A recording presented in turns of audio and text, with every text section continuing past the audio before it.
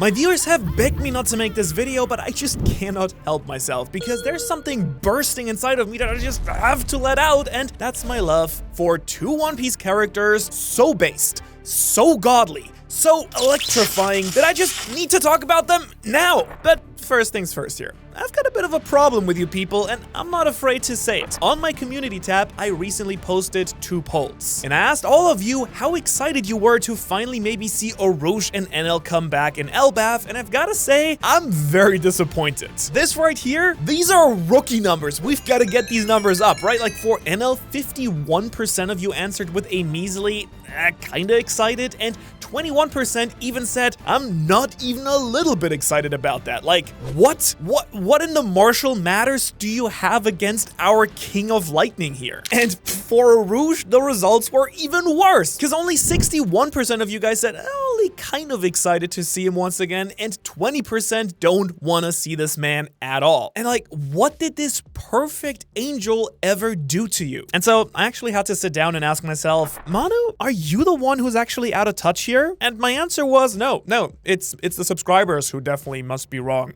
I get it. We're all very excited about the cool mural and Figgle and Shamrock and Loki and Skabrgaban, all the stuff. I mean, me too, don't get me wrong. I even made a ton of videos recently about all of this, but I need these 2 boys. And you might now be thinking, hey, doesn't Elbaf kind of already have enough going on as is without throwing these random characters into the mix? But this is a literal giant-sized arc with plenty of room, and when has Oda literally ever been shy about throwing more random characters into an arc? Have you seen any One Piece arc? But even more than how much I need these boys, the story does need them even more, and I'm gonna prove that to you today. Now sadly, despite living in Japan, my daily letter writing campaign to Oda hasn't quite paid off yet. We'll get there. So clearly, I do need the support of the larger One Piece community, you guys behind me, so that we can finally get justice in the form of Urouge and Enel coming back in the story and making a big impact. And since I can see the pain and curiosity in your eyes right now, you want to know, why do I want to see these characters so bad in the first place? And why am I so certain that they will show up together? And why would Elbaf, out of all places, be the perfect arc for this even to happen? Well, let's start by checking in on Enel and Urouge and see what they've actually been doing lately, because there might be some super important details you might not even know about in the story that hint at how crazy their impact is actually gonna be. Urouge, you ready? Alright, because you're up first, my big man. Okay, we first met the Mad Monk on Sabaody, of course, as part of the 11 Supernovas. Now, wildly, Oda apparently made all of these characters up on the spot here because his editor thought the arc wasn't interesting enough at first, which is a wild statement, but to Oda's major surprise, the fans loved all of these characters and they ended up playing massive roles in the story. I mean, Law practically joined the crew, Kid is technically on Elbaf, or more like under Elbaf, if you get my drift. Bonnie was central to Egghead in the last arc and is still hanging around with the crew right now, and going even further back, Beige came in clutch at Whole Cake Island, and X-Drake, Killer, Apu, and Hawkins all played their own role during Wano. And looking at this list, I don't know, is there someone missing here? Oh, yeah, it's Urouge, huh? So it would be pretty weird if literally all of the supernovas except one played massive roles in the main story. I mean, it's not like Oda has forgotten about Urouge either. Because remember, before Luffy wreaked absolute havoc on Whole Cake Island, Urouge was actually there before him. He even took down one of Big Mom's sweet commanders for Luffy, Snack, and thank God, because what if Luffy had to fight another one of those super sweet Charlotte siblings? 2 were enough. Because Snack surely would have played a bigger role in the arc otherwise. I mean, can you even imagine a sweet commander who spends the entire arc doing absolutely nothing? I can't. Alright, but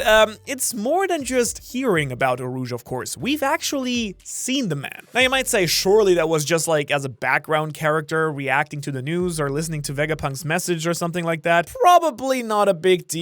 What's that? He was heavily featured in Kaido's introduction, the very sick sequence where Kaido literally jumps off a sky island and was absolutely unscathed. Well, it's easy to forget, but Urouge was actually up on that same sky island tending to his own wounds from Whole Cake Island while he said a little prayer for Kaido's lost soul. My point here being that Oda definitely seems to have Urouge on his mind. I mean, the other big scene, of course, was when Urouge and his crew pulled up to Raijin Island and got some help surviving the lightning from an old lady who lives there, so Lightning? That kind of reminds me of someone else I know, someone who's almost definitely directly connected to Urouge as well. Enel. This villain's return to the story is long overdue at this point. I mean, have you ever noticed how One Piece villains don't tend to stay gone for all too long? Buggy, he's back. Crocodile, back. Rob Lucci, back. Doflamingo, in jail, I guess, where a certain Marco is now maybe planning a second jailbreak, so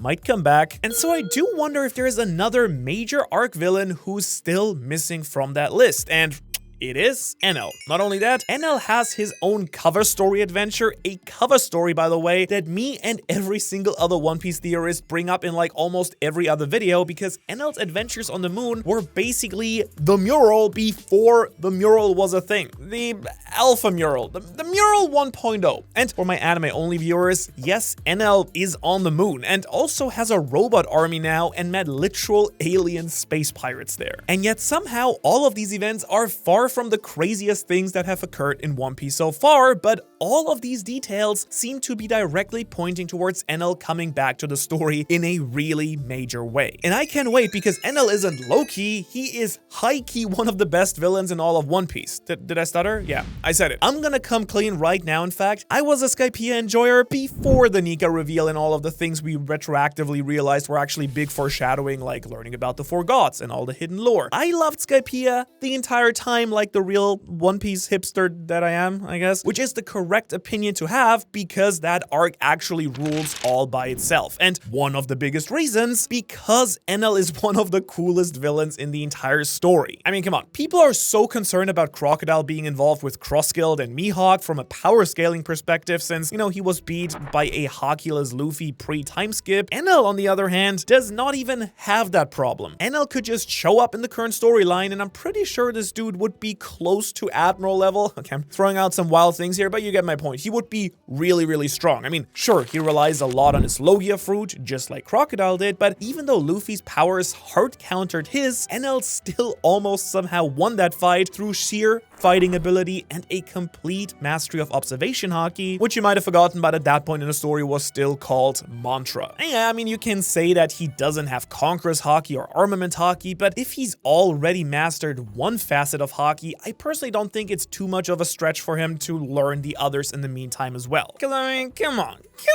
Enel's whole vibe just screams Conqueror, right? He doesn't see himself as a king, he sees himself as a god, ordained to rule over the entire world. Like, this dude can 100% unlock Conqueror's haki if Oda wants him to. Alright, though, glazing my man Slim Shady here aside, why exactly do I think that Urouge and Enel even do need to show up together, like, in the first place? Well, there's one real simple reason here. Because these guys actually have history. And when I say history, I mean history. Enel and Urouge, you see, they go way back. It's not like we just get a scene of Urouge and Enel ever specifically talking about or to each other, but Oda has given us a ton of clues that we can confirm they are very much aware of each other's existence at the very least, but much more likely share huge chunks of their backstory together. Here's the deal. There are a ton of Sky Islands across the entire One Piece planet, but Urouge and Enel came from the exact same one, called Burka. Now, if you remember back to Skypiea, Enel wasn't actually from that place. He and his priest showed up and then took over this island after destroying their former hometown. That means that Burka does not exist anymore, but we're pretty sure that Urouge was from there as well. Why, you might ask? Well, it's all in the wings. While Skypieans have wings that point upwards, all of Enel's priests have actually wings that point downwards. Urouge's wings happen to match Enel's priest wings absolutely perfectly. And I mean, sure, Urouge could be from another Sky Island where the citizens' wings also point downward, but connecting these characters feels way more like an Oda move to me than anything else. I mean, just take the entire Urouge as a priest and then all of Enel's priests, like that entire theme already matches. And there have even been theories circulating online for many years that Urouge may have been one of Enel's priests back then, but then broke away from the group once they decided to just mass destruct everything that was on their agenda. In case you don't know, Urouge's crew name is the Fallen Monk Pirates, which starts to make a lot of sense with that in mind. And he still has the utmost faith in whatever god he believes in,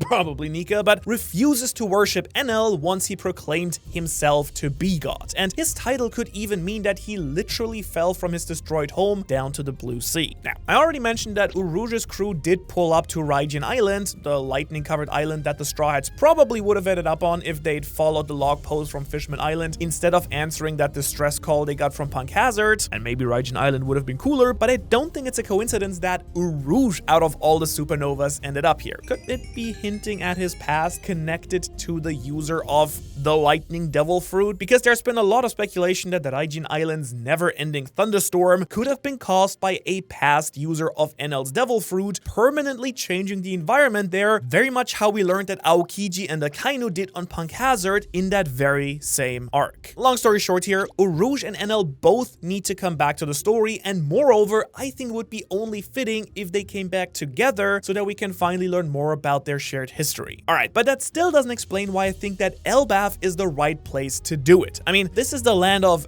giants, not the land of Sky Islanders. Why would these guys show up now right here? Well, you've probably already noticed that Elbaf shares a lot of strange connections with Skypiea. And in case you haven't noticed, you might want to take another look at that mural here and the Harley text, which I love to bring up in every video. You see, the Skypiea flashback was the very first time that the four gods, the forest, the rain, the earth, and the sun god, were ever mentioned in the story. In fact, it took so long for them to ever be mentioned again that I was almost ready to write them completely off and assume they were just an ancient Shandian belief that didn't apply to the story overall. But this, of course, is Oda we're talking about, so of course the four gods show back up in the Harley text, and oh, in case you haven't noticed, Luffy is one of them. Yeah. There's also theory that claims that Elbaf and Skypiea might very literally be connected. That's an idea that I've been talking about for quite a while as well on this channel, because when the Straw Hats first arrive in the Sky Islands, Gunfall is shocked that they use the very extremely dangerous knock-up stream to actually get up here. Because as we learn, most regular viewers that aren't crazy Straw Hats use a path called the Road of the High West to get here, but it's kind of unclear what that really is. Some people though, including me, like to think that it might just have been on top of the Atom Tree or the Yggdrasil Tree. After all, this big tree on Elbaf is so tall that it reaches into the clouds, so when Skypiea passed by Elbaf, people might just be able to travel back and forth from one to the other. And don't forget, we have a literal heaven realm in Elbaf as well that we just don't really know anything about. But real physical connection or not, it's become extremely clear at this point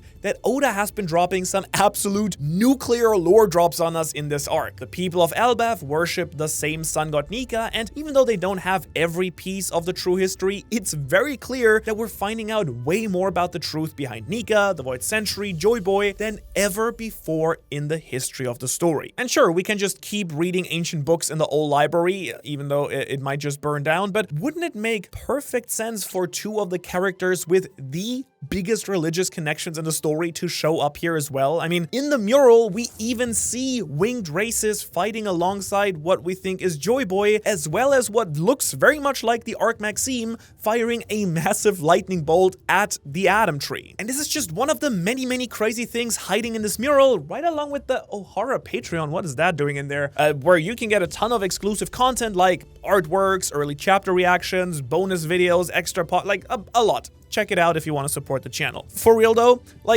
why in the world is Enel's ship in this mural? Because originally I thought that he built it himself, but it turns out he probably took inspiration for the design from somewhere else, particularly a temple where he found the blueprints. And don't forget, the moon where he found this ancient civilization is also depicted in the mural right above the arc, the place where Enel is hanging out right now, learning his own parts about the ancient history. And come on, you can't tell me that there isn't something very fishy going on lore-wise here, because the ancient city he uncovered on the moon was also called, drumroll please, Burka. Just like the Sky Island that he originally came from, which implies that the Sky races have connections to the moon as well. And I mean, some of them are not called Lunarians for nothing. Luna is the moon in Latin. But while Enel gained his devil fruit powers and decided to claim the title of god for himself, it seems like Urouge in turn has very much maintained his faith. Because despite calling himself a fallen monk, he still prays for Kaido as he jumps off the Sky Island. His crew all call him the High Priest, but what god does Urouge actually worship?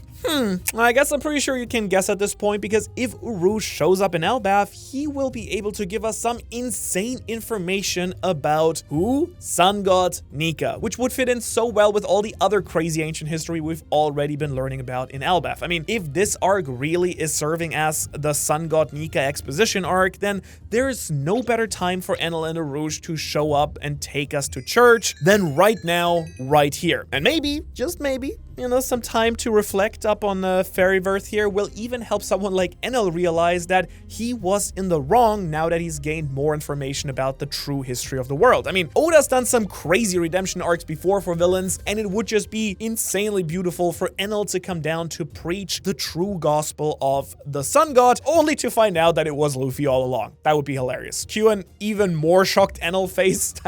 I want to see that. It would also just be great for Urouge to interact with someone like Bartholomew Kuma, who's here. I mean, two priests of different ancient races connecting over their shared love and adoration for the Sun God. And meanwhile, Luffy is surely off somewhere being oblivious to everything, just punching some of the Gods Knights. And actually, speaking of the Gods Knights, their crazy emo pentagram powers and Cerberus summoning things look straight up demonic. I mean, if we're going to war against some demonic forces, wouldn't it just be perfect to throw some angels in the mix as well? Thought about that? And it would be like the perfect retreading of Skypiea. Luffy, the Sun God, was fighting the false god Enel, whose followers all looked like angels, and let's not forget that this was the first arc where Luffy struck that very iconic Nika pose. And so this time around, the angels could be fighting on the side of Luffy to take on the demonic forces who claim themselves as Holy Knights or God Knights, following an even more powerful false god in the shape of Emu. And wouldn't that be pure poetry, as Oda always delivers? But let's actually look at it from the other side. If Enel and Urouge